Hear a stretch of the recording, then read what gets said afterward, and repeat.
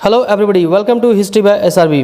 तो previous class में हम लोगों ने लैंड रिसोर्स के बारे में डिस्कस किया था और आज इस क्लास में हम लोग डिस्कस करेंगे सॉइल रिसोर्सेज के बारे में। मृदा जो मिट्टी होती है, मिट्टी भी एक संसाधन है और इस संसाधन के बारे में, इस रिसोर्स के बारे में हम लोग डिस्कस करेंगे। तो let's we start from the first line. यहाँ पर देखो फर्स्ट लाइन में कहा गया है कि अर्थ का हमारा जो लार्ज पार्ट है, अर्थ का एक बड़ा सा हिस्सा जो है वो मिट्टी से भरा हुआ है। A large part of earth's land surface is covered with soil. तो as a resource soil is of immense value of the farmers. अब यहाँ बताया गया है कि सोयल जो है ये किसके लिए ज़्यादा बेनिफिशियल है, किसके लिए फायदेमंद है? ये किसानों के लिए बहुत ही ज़्यादा फायदेमंद है। क्यों?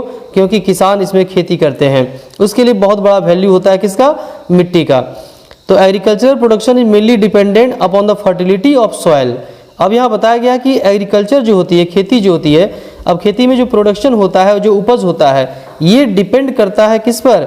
फर्टिलिटी ऑफ सोयल, यानी मिट्टी की उपजाऊ पर डिपेंड करता है कि मिट्टी कितनी अच्छी है, कितना उपजाऊ है मिट्टी। इस पर डिपेंड करता है कि कितना प्रोडक्शन होगा, खेती में कितना उपज होगा, इस पर डिपेंड करता है। जितनी अच्छी मिट्टी होगी, जितनी उपजाऊ मिट्टी होगी, सोयल होगी, उतना अधिक एग्रीकल्चरल प्रोडक्शन होगा। ठीक है, नेक्स्ट में देखो, rich and deep soil cover with a high degree of fertility favours agricultural production. अब जहाँ पर रिच डीप सॉइल होता है, जहाँ पर मिट्टी की मात्रा बहुत अधिक होती है, डीप सॉइल होती है, गहरी मोटी परत होती है, तो वहाँ पर ये ऐसा माना जाता है कि उस जगह पर जो फर्टिलिटी होती है मिट्टी की, वो क्या होगा? हाई डिग्री होगी, यानी बहुत ज़्यादा फर्टिलिटी होगी वहाँ पर, और वहाँ पर एग्रीकल्चरल जो प्रोडक्शन होगा, जो खेती होगी, उपज जो होगा वो बहुत ही ज़्यादा होगा। ठीक है, अब देखो नेक्स्ट कहा गया कि on the other hand if the soil covers is shallow, यानी बताया गया कि यदि मिट्टी की जो परत है वो शैलो है। शैलो मीन्स क्या होता है? छिछला होता है। छिछला मीन्स क्या हो गया? जहां पर मिट्टी की परत जो है कम होती है, बहुत ज्यादा मिट्टी मोटी नहीं होती है, कम मात्रा में मिट्टी होती है, वहां पर क्या होती है? वहां की जो मिट्टी होती है वो लैक फर्टिलिटी होगी, यानी वहां पर बहुत ज्यादा उपजाऊपन नहीं होगा, और वहां पर जो एग्रीकल्चरल प्रोडक्शन होगा, जो उपज होगा, वह भी क्या होगा? लेस होगा। तो जहाँ मिट्टी मोटी होगी, परत जहाँ पर मोटी होगी, वहाँ उपज ज़्यादा होगा। जहाँ की मिट्टी पतली होगी, कम मिट्टी अमाउंट होगा सॉइल का, वहाँ पर उपज क्या होगा? कम होगा। And therefore a thick layer of fertile soil is very important for the growth of plants. इसलिए यदि प्लांट्स की ग्रोथ की यदि हम बात करें, फसल की ग्रोथ की बात करें, तो यहाँ पर थिक होनी चाहिए, थिक लेयर होनी चाहिए किसकी? मिट्टी की। तो मिट्टी की जब थिक लेयर होगी, मोटी परत होगी, तो वहाँ पर खेती अच्छा होगा, वहाँ का उपजाऊपन ज़्यादा होगा, मिट्टी का फर्टाइल सॉइल होगा। Now next point, next paragraph, it has been told here कि though indirectly animals also depend upon the soil to satisfy their basic needs. अब यहाँ बताया गया कि ऐसी बात नहीं है कि केवल ये खेती के लिए मिट्टी बेनिफिशियल होता है, बल्कि डायरेक्ट और इनडायरेक्टली एनिमल्स के लिए भी सॉइल जो है ये बेनिफिशियल होता है। सॉइल पर एनिमल भी डिपेंड करते हैं, डिपेंडेंट रहते हैं। ऐसे तो हम लोग भी डिपेंडेंट रहते हैं, तो सारी चीज़ें देखी जाए तो सॉइल पर ही डिपेंडेंट है, क्योंकि सारी चीज़ें हमें कहाँ से मिलती है? हमें सॉइल से मिलती है, डायरेक्ट और इनडायरेक्ट। तो though indirectly animals also depend upon the soil to satisfy their basic needs, यानी जानवर भी अपनी बेसिक नीड्स को पूरा करने के लिए, अपनी जो बेसिक ज़रूरतें होती है उसे पूरा करने के लिए कहाँ पर डिपेंड करती है? सॉइल पर डिपेंडेंट रहती है। क्यों? As soil gives nutrients to plants. भाई पौधे हैं तो पौधे कहाँ से उगेंगे? मिट्टी से ही उगेंगे। मिट्टी जितनी फर्टाइल होगी, पौधा उतना अच्छा होगा, उतना अच्छा घास ग्रो होगा, ग्रासेस होंगे। तो ये बेनिफिशियल किसके लिए होगा? एनिमल्स के लिए होगा। It gives shelter to insects and animals like rats, snakes, ants, earthworm etc। और इसके साथ साथ दूसरे जानवरों के लिए भी मिट्टी जो है बेनिफिशियल होती है सॉइल, क्योंकि उससे बहुत सारे ऐसे जो एनिमल्स हैं उसके लिए सॉइल क्या करती है? शेल्टर, रहने के लिए घर बना देती है। जैसे मान लो चींटी होती है, तो चींटी क्या करती है? मिट्टी में घर बनाती है। बहुत सारे एनिमल्स हैं, जो रैट है, स्नेक्स है, एंड्स है, अर्थवर्म है, ये सारे कहाँ रहते हैं? मिट्टी के अंदर, सॉइल के अंदर घर बनाते हैं, वहाँ पर रहते हैं। तो इन सब एनिमल्स के लिए भी सॉइल क्या है? इंपॉर्टेंट होता है। And soil is also use for making bricks and pottery. इसके अलावा ये भी बताया गया है कि सॉइल से ब्रिक्स भी बनाए जाते हैं, ईंट जो बनती है जिसे हम लोग घर बनाते हैं। तो ये जो ब्रिक्स है, ईंट है, किससे बनती है? मिट्टी से बनती है। घड़े हैं, मिट्टी के बर्तन है, किससे बनेंगे? सॉइल से बनेंगे। तो इस तरह से सॉइल जो है, सॉइल रिसोर्स जो है हमारे लिए बहुत ही बेनिफिशियल है, और केवल हमारे लिए नहीं बल्कि जितने सारे जीव जंतु हैं सभी के लिए सॉइल जो हमारा रिसोर्स है ये काफ़ी इंपॉर्टेंट होता है। Now this topic completed, not this topic, this paragraph completed. अब नेक्स्ट में देखो बताया गया है फैक्टर्स अफेक्टिंग सॉइल फॉर्मेशन। अब यहाँ बताया गया कौन कौन से ऐसे फैक्टर्स है, कौन कौन से ऐसे कारण है जिससे सॉइल फॉर्मेशन यानी कि मिट्टी का बनना, जिससे मिट्टी बनती है, मिट्टी भी तो बनती है, तो मिट्टी जो बनती है इसके लिए कौन कौन से फैक्टर है जो उसे प्रभावित करते हैं, अफेक्ट करते हैं, यानी कौन कौन से कारण है जिससे मिट्टी का निर्माण होता है। ठीक है, तो इसके बारे में हम लोग अब यहाँ पर डिस्कस करेंगे। Now see the first line here. तो यहाँ पर बताया गया है कि soil formation is influenced by 5 factors, यानी ऐसे 5 कारक हैं, 5 फैक्टर्स है जिस पर डिपेंड करता है मिट्टी का बनना, सॉइल का फॉर्मेशन। कौन कौन से 5 फैक्टर्स हैं? फर्स्ट वन है द पेरेंट रॉक, नेक्स्ट है द टोपोग्राफी, नेक्स्ट है द क्लाइमेट, नेक्स्ट है the vegetation cover and last one is time. तो ये 5 फैक्टर्स हैं, parent rock, topography, climate, vegetation cover and time. तो ये 5 फैक्टर्स है जिस पर डिपेंड करता है सॉइल फॉर्मेशन, सॉइल का फॉर्मेशन यानी मिट्टी का बनना। Now let's we discuss one by one. अब हम लोग इसको वन बाय वन डिस्कस करेंगे कि आखिर ये पेरेंट रॉक क्या होता है, ट्रोपोग्राफी क्या होता है, इसके बारे में। Now see the next page. यहाँ फर्स्ट में बताया गया है पेरेंट रॉक के बारे में। तो पेरेंट रॉक क्या होता है? तो the original rock from which soil is form, ठीक है, by the process of weathering. Weathering के बारे में लास्ट क्लास में मैंने बताया था ना, वेदरिंग क्या होता है? घिसना।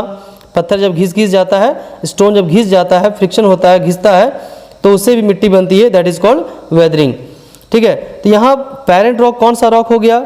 Original rock from which soil is form, यानी वो ओरिजिनल रॉक जो एक रॉक है, जब इस डायरेक्टली इस किसी रॉक से घिस कर वेदरिंग से जब सॉइल बनती है तो इसे द पेरेंट रॉक कहा जाता है, नोन एज पेरेंट रॉक।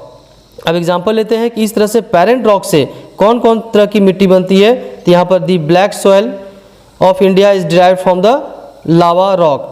ठीक है, तो यहाँ पर एग्जांपल क्या दिया हुआ है कि ब्लैक सॉइल के बारे में बताया गया है कि ब्लैक सॉइल उसी प्रोसेस में बनता है। तो ये पेरेंट रॉक फर्स्ट कॉज हो गया, first factor is that parent rock. Next one the topography. तो यहाँ पर ट्रोपोग्राफी क्या होती है? Topographical variation such as mountain. तो ट्रोपोग्राफी मीन्स क्या होगा? कौन कौन सी चीज़ें आती है उसके अंदर में? Mountain, plateau, plains, etc. तो यहाँ पर क्या बताया गया है कि topographical variation such as mountain, plateau and plains affect the thickness of a soil cover, यानी कि मिट्टी कितनी मोटी होगी, कितना उसका परत, अभी हमने डिस्कस किया था ना मिट्टी के बारे में, उसकी थिकनेस के बारे में। तो यहाँ पर मिट्टी जो है, सॉइल जो है, कितनी थिकनेस होगी उसकी, मोटाई कितनी होगी उसका, तो ये इफेक्ट किससे करता है? ये इफेक्ट करता है माउंटेन से, प्लेटू से और प्लेन से। कैसे? In mountainous region on the steep slopes. Steep slope means क्या होता है? जहाँ तीखी ढलान होती है।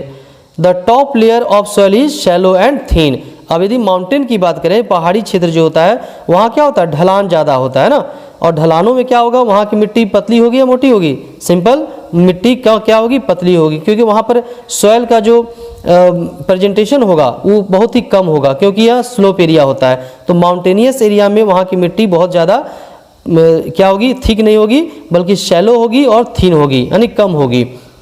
On the other hand eight gentle slopes, जहाँ पर कम ढलान है, मान लो कम ढलान है, बहुत ज़्यादा स्लोप नहीं है, वहाँ पर मिट्टी का परत क्या होगा? थोड़ा सा मोटा होगा। The soil covers is thick and deep, वहाँ पर क्या होगा? थोड़ा सा थिक होगा और डीप होगा। But soil cover is always thick in plains, लेकिन यदि हम प्लेन की बात करें, जहाँ पर ज़मीन समतल होती है, बराबर होती है, फ्लैट होती है, वहाँ पर मिट्टी क्या होगी? वहाँ पर हमेशा क्या होगा? ठीक होगा, यानी वहाँ मिट्टी की मोटी परत वहाँ पर जमी रहती है। आप गड्ढा करके देखेंगे तो देखेंगे वहाँ मोटी, बहुत लंबे दूर तक आपको मिट्टी मिलेगी। लेकिन पहाड़ों पे यदि वहाँ पर गड्ढा करेंगे तो तुरंत वहाँ पर स्टोन बाहर आ जाएगा, मिट्टी कम मिलेगी।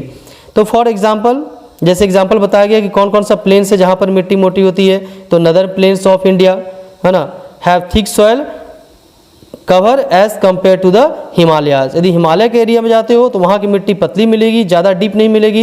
लेकिन यदि नदर्न प्लेन में जाते हैं हम लोग तो वहाँ पर मिट्टी की परत क्या मिलेगी? मोटी मिलेगी। तो ट्रोपोग्राफी भी एक ट्रोपोग्राफी क्या करती है? ये अफेक्ट करती है मिट्टी के बनने में, और मिट्टी कैसे बनेगी, थिक होगा, थिन होगा, किस प्रकार बनेगा, ये ट्रोपोग्राफी पर भी डिपेंड करता है। Even with in mountains river valleys have thick soil cover, और यहाँ तक कि जो भी नदी है, रिवर वैली है, नदी घाटी है, वहाँ पर भी क्या होती है, सॉइल जो है थिक होती है। किसी नदी किनारे आप जाएंगे तो वहाँ पर मोटी परत आपको मिलेगी, लेकिन बहुत नज़दीक में नहीं मिलेगी, बट साइड में आपको मिलेगी। नाउ नेक्स्ट वन क्या है, नेक्स्ट वन हमारा है climate. Now next one the climate. तो क्लाइमेट कैसे अफेक्ट करती है सॉइल फॉर्मेशन में, मिट्टी बनने में किस प्रकार से क्लाइमेट प्रभाव देती है या प्रभावित करती है या इफेक्ट करती है। नाउ सी हियर कि climatic factors like temperature and rainfall affect the soil formation, यानी कि सॉइल फॉर्मेशन में, मिट्टी के बनने में कहीं किसी भी प्लेस का जो टेम्परेचर होता है, टेम्परेचर और वहाँ कितनी बारिश होती है, इस पर भी डिपेंड करता है कि वहाँ पर कैसे मिट्टी बनेगी। तो टेम्परेचर एंड रेनफॉल। तो in the areas of high rainfall, यदि मान लो कोई ऐसा एरिया है जहाँ पर काफ़ी ज़्यादा रेनफॉल होती है, एक्सट्रीम वहाँ पर टेम्परेचर होती है, काफ़ी ज़्यादा वहाँ पर गर्मी होती है, ठीक है, तो रॉक्स आर इजली वेदर्ड।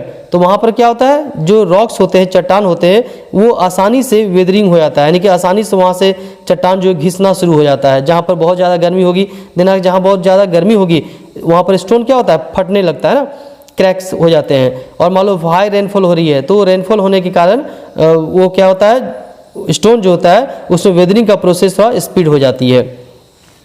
तो ये भी क्लाइमेट भी अफेक्ट करती है। यहाँ पर एग्जांपल देखो, in Rajasthan due to extreme difference in day and night temperatures rocks expand and contract which results in quick formation of the soil.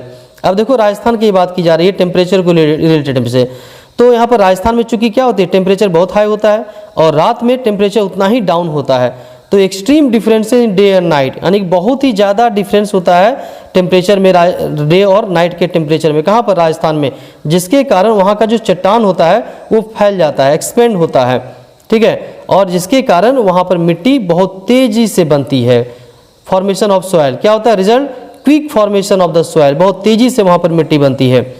In regions of heavy rainfall, अब बात कर दी जहाँ वैसे प्लेस की जहाँ पर काफ़ी हैवी रेनफॉल होती है, बहुत ज़्यादा वर्षा होती है, तो सॉल्युबल रॉक्स मीन्स वैसे चट्टान जो पानी में घुलते हैं, ठीक है, बहुत सारे ऐसे चट्टान होते हैं, रॉक्स होते हैं जो पानी में घुल जाते हैं स्लोली। तो जहाँ पर हैवी रेनफॉल होती है वहाँ पर क्या होता है, soluble rocks materials easily get dissolve and washed away by the running water. तो जहाँ पर सॉल्युबल रॉक्स होता है जो पानी में घिस जाता है, तो वहाँ यदि हैवी रेनफॉल होती है, बहुत ज़्यादा बारिश होती है, तो उस बारिश के कारण वो जो रॉक्स होता है ये पानी में आसानी से घुल जाता है और डिज़ोल्व हो जाता है, यानी इससे मिल जाता है और बहकर फिर रनिंग वाटर के साथ में, यानी जो बारिश हो रही है उस पानी के साथ बहकर वो दूर चली जाती है। Thus it affect the soil formation, और इस प्रकार से यह भी सॉइल फॉर्मेशन को अफेक्ट करती है, प्रभावित करती है। तो ये क्लाइमेट भी हो गया। Now next one is that the vegetation cover. Vegetation cover means क्या हुआ, वहाँ पर कितना एरिया में फॉरेस्ट होगा, कितना वहाँ पर पेड़ पौधे हैं, इस पर भी डिपेंड करता है बनना सॉइल फॉर्मेशन का। Now let's we see this one. तो next one is that vegetation cover. तो वेजिटेशन कवर किस प्रकार से सॉइल को बनने में हेल्प करती है। तो यहाँ देखो क्या होता है, at the time plants grow in the cracks existing in a rock. यदि आप पहाड़ी एरिया गए होगे तो वहाँ देखा होगा आपने कि पहाड़ों के बीच में भी कुछ क्रैक्स होते हैं। पहाड़ों में क्या होता है, स्टोन्स में क्रैक्स होते हैं और उन क्रैक्स में भी पौधे निकल आते हैं। देखा होगा, कभी कभी आपने देखा होगा ये भी कि आपके जो घर होते हैं जहाँ पर पोर्टिको होता है या कहीं पर खासकर जो पीपल के पेड़ होते हैं, तो देखना वहाँ पर घर के जो वॉल होते हैं, वॉल के बीच में भी पीपल के पेड़ पौधे जो निकल आते हैं और धीरे धीरे वो बड़ा होता है, फिर वो क्रैक्स और बढ़ता जाता है और वहाँ पर पेड़ भी उग जाता है। तो इसी तरह से जो पहाड़ी एरिया है, जो हिली रीजन है जहाँ पहाड़ होते हैं, वहाँ पर दो चट्टानों के बीच में या फिर कोई ऐसा रॉक से जो क्रैक्स हो चुका है, वहाँ पर मिट्टी जम जाती है और जहाँ वहाँ पर भी पौधे निकल आते हैं। और वहाँ पर क्या होता है, टाइम के अनुसार with the time roots of this plants start penetrating in the rock in the cracks and make them wider. और वहाँ पर क्या होता है, समय के साथ साथ वो पौधा वहाँ बड़ा हो जाता है, उसकी जड़ें जो है फैलने लगती है और फैलने के कारण उसमें जो क्रैक्स होते हैं वो क्या होता है, बहुत ज़्यादा वाइडर हो जाता है, चौड़ी हो जाती है। जब ये जड़ उसका रूट चौड़ा हो जाता है, वाइडर हो जाता है, इसके कारण क्या होता है, जो स्टोन होता है, जो चट्टान होती है, रॉक्स होता है, वो क्रैक्स करना शुरू होता है और क्रैक्स करने के बाद वो डिसइंटीग्रेट होता है, मीन्स वो टूट टूट कर बिखरने लगता है, छोटे छोटे टुकड़े बन जाते हैं और धीरे धीरे वह मिट्टी उससे बनना शुरू होता है, वह मिट्टी में सॉइल में कन्वर्ट हो जाता है। तो इस तरह से वेजिटेशन जो है वह भी मिट्टी सॉइल फॉर्मेशन में हेल्प करती है, यानी यह भी एक क्या हुआ, एक फैक्टर हुआ, किसमें, सॉइल फॉर्मेशन का एक फैक्टर हुआ, क्या, वेजिटेशन कवर। नाउ इसमें रिमेन्स ऑफ डेड और decompose plants and animals provide humus to the soil, और वहाँ पर जो पेड़ पौधे जो मर जाते हैं, सूख जाते हैं, वहाँ पर गल जाते हैं, डिकम्पोज हो जाते हैं, तो ये वहाँ पर ह्यूमस बना देते हैं। ह्यूमस मीन्स एक तरह से खाद का काम करते हैं, फर्टिलाइजर का काम करते हैं, और धीरे धीरे वो भी मिट्टी में कन्वर्ट हो जाता है और वो उस मिट्टी को, सॉइल को काफ़ी फर्टाइल बना देते हैं। तो which enriches the fertility of the soil, और ये ह्यूमस क्या करती है, सॉइल की फर्टिलिटी यानी उसका उपजाऊपन को ज़्यादा बढ़ा देती है। The soil of densely forested area is generally very rich in humus content. अब ऐसा एरिया जो बहुत ज़्यादा फॉरेस्ट एरिया है, जो बहुत ज़्यादा पेड़ पौधे वहाँ पर है, तो वह एरिया क्या होगा, वहाँ पर ह्यूमस ज़्यादा होगा, और ह्यूमस अधिक होगा तो वह क्या होगा, बहुत ही फर्टाइल लैंड होगा, फर्टिलिटी वहाँ पर बहुत अधिक बढ़ जाती है। कहाँ पर, जहाँ बहुत सारे पेड़ पौधे होते हैं। ओके, तो द वेजिटेशन कवर ये भी एक बड़ा फैक्टर है सॉइल के फॉर्मेशन में। नाउ नेक्स्ट वन, टाइम की बात करेंगे ना, समय। तो समय बहुत इंसान को कुछ सिखाता है, समय कुछ बनाता है और समय कुछ बिगाड़ता भी है ना। तो ये समय, ये टाइम बहुत इंपॉर्टेंट होता है आपके लिए, वो टाइम बहुत इंपॉर्टेंट है आपकी एग्जाम के लिए, आपकी पढ़ाई के लिए। तो टाइम को वेस्ट नहीं करेंगे। ऐसा कहा जाता है कि those who waste the destroys the time destroys them. जो समय को बर्बाद करता है, समय उसे बर्बाद कर देता है। तो आप समय को डिस्ट्रॉय नहीं करेंगे, बर्बाद नहीं करेंगे और यूटिलाइज करेंगे। तो यहाँ देखो मिट्टी की मैं बात कर रहा हूँ, सॉइल की बात कर रहा हूँ। तो सॉइल में क्या है, टाइम किस प्रकार से फैक्टर बनती है, the time gives maturity to the soil. अब जितना अधिक टाइम होगा मिट्टी उतना और अधिक बनेगा, उसकी मैच्योरिटी बढ़ेगी, वो और ज़्यादा ग्रो करेगा। तो टाइम टू टाइम होता है, ऐसा नहीं तुरंत हो जाता है। तो किसी भी चीज़ को बनने में टाइम बहुत इंपॉर्टेंट रोल प्ले करती है, चाहे इंसान हो या मिट्टी हो। तो soil is a renewable resource. Soil कैसा रिसोर्स है, रिन्यूएबल रिसोर्स है, ये फिर से बनता रहता है। At yet it takes thousands of years to develop a very thin layer of soil. हालांकि मिट्टी का एक पतली परत भी बनने में हजारों वर्ष लग जाती है। For example the Nile delta and delta found by the Ganga and Brahmaputra reverse have very deep and fertile soil. यहाँ पर एग्जाम्पल दिया गया है कि जैसे नील नदी का जो डेल्टा है, गंगा नदी का जो, गंगा ब्रह्मपुत्रा का जो डेल्टा है, यहाँ पर जो मिट्टी पाई जाती है बहुत ही फर्टाइल है और काफ़ी डीप है। तो ऐसा क्या एक दिन में हुआ क्या, नहीं, बहुत समय के बाद हुआ। तो टाइम भी एक फैक्टर है सॉइल के फॉर्मेशन में, मिट्टी के बनने में। Now next point we have to start, ये all 5 factors we completed. Now next we proceed, next paragraph. This paragraph it has been told about the fertility of soil. तो fertile soil is essential for agriculture. Very easy, यहाँ बताया गया कि खेती करने के लिए कैसे मिट्टी चाहिए, उपजाऊ मिट्टी चाहिए, सॉइल फर्टाइल होना चाहिए, तभी वहाँ पर एग्रीकल्चर होगा। और it helps in maintaining food security of the world. यदि मिट्टी अच्छी होगी, फर्टाइल होगा, तो यहाँ पर क्या होगा, फूड सिक्योरिटी हमारा बढ़ेगा, यानी कि हमें भोजन मिलता रहेगा, जो फसल होगा उगता रहेगा, अच्छा होगा, और हमें फूड सिक्योर कहलाएंगे, फूड सिक्योरिटी हमें मिलेगी, पूरी दुनिया को भोजन मिलेगा। तो ये कब मिलेगा, जब हमारा सॉइल क्या होगा, फर्टाइल होगा। But it has been observe that the fertility of soil is severely damaged by soil erosion. लेकिन बताया जा रहा है कि अब यहाँ देखा जा रहा है कि हमारा जो सॉइल का जो फर्टिलिटी है ये काफ़ी कम हो रहा है, ये डैमेज हो रहा है। उसका एक बड़ा कारण क्या है, सॉइल इरोजन, यानी मृदा अपरदन या मृदा क्षरण, यानी मिट्टी का कट जाना, मिट्टी का बह जाना, मिट्टी का डिस्प्लेसमेंट हो जाना, that is called soil erosion. तो सॉइल इरोजन के कारण हमारी मिट्टी क्या हो रही है, इनफर्टाइल हो रही है, फर्टाइल नहीं, इनफर्टाइल। इन सॉइल इरोजन, अब देखो ये बताया गया कि सॉइल इरोजन में आखिर होता क्या है भाई। तो soil erosion, the top layer of the soil is removed by natural agents such as water, wind, glacier etc। तो सॉइल इरोजन का मतलब ये हुआ कि मिट्टी का वन प्लेस से दूसरे प्लेस पे चला जाना। लास्ट टॉपिक में भी मैंने डिस्कस किया था। तो मिट्टी का वन प्लेस से दूसरे प्लेस में चला जाना कारण कुछ भी हो सकता है, या विंड से हो जाए, हवा से बह के चली जाए, या ग्लेशियर से कारण हो, या पानी से बह के चला जाए, तो कारण कुछ भी हो सकता है। तो that is called soil erosion, movement of soil from one place to another place, that is called soil erosion.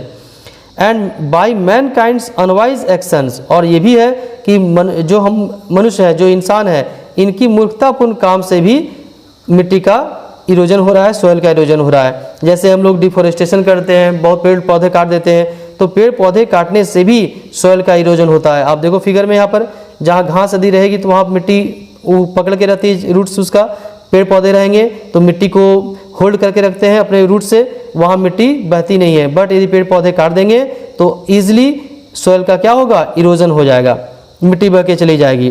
फिर माइनिंग ओपन होती है, बहुत सारी इंडस्ट्री है जो माइंस चलाते हैं, तो माइनिंग के कारण भी वहाँ के पेड़ पौधे कटते हैं और वहाँ का मिट्टी जो है वो इरोजन हो जाता है। अब यहाँ देखो नेक्स्ट लाइन में क्या बोला गया है, what it has been told. और एक और कारण बताया गया है, ओवर ग्रेजिंग, यानी बहुत ज़्यादा मवेशियों से चरा कर भी मवेशी भी खा जाते हैं, जो जानवर हैं उनको भी छोड़ दिया जाता है, जो पूरे जंगल को साफ करते हैं या फिर बहुत सारे पेड़ पौधे को खा जाते हैं, तो इससे भी हमारा नुकसान होता है, सॉइल इरोजन होता है।